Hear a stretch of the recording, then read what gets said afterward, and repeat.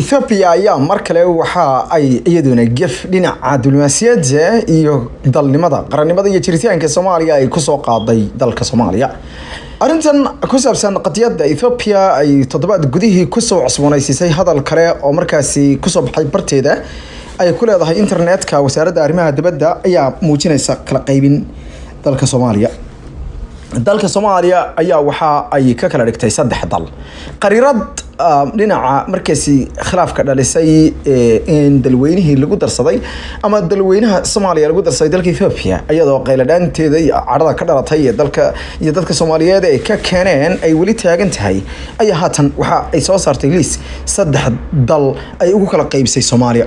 Dalal wasaaradda arrimaha dibadda barteeda Twitterka barteeda ay ku leedahay andhaho website-ka ay ku soo saartay liiska dalalka ay u fadhiyaan danjirayaasha ayaa lagu soo daray liiska Puntland iyo Somaliland iyo Soomaaliya oo gaar ayadoo qaybta dalalka iyo qaybta magaalooyinka iyo qaybta magacyada wakiilada ama danjirayaasha la kala saaray qolo walba oo dal magaalo iyo magaca markaasi danjiraha lagu kala xardhay.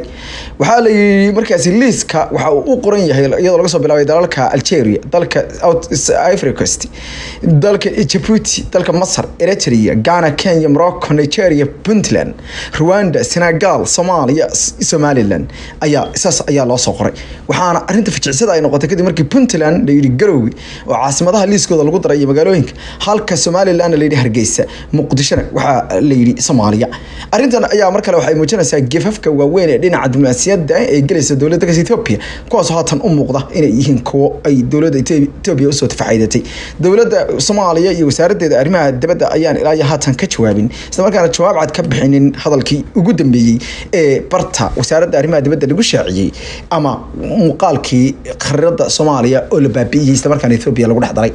Arrintan ayaa waxay muujinaysaa ujeedooyinka qarsoon wasaaradda arrimaha dibadda iyo keedkeeda ayadoo kolkaasi hadii ilaahay madawasha qiimaha leh aan jimcaha aan qaad dhigi doono qadiyadka weyn ee dalka Soomaaliya ku xeeran iyo jiritaankiisa iyo dalalka gobolka waxyaalaha ka soo naasacad ayadoo haatan ay u muuqdaan waxyaalaha ka soo jijeela dalka Ethiopia inay marba noqonayso wixii afka kugu jira wixii uurka kaga jira iyo afku ka xadaad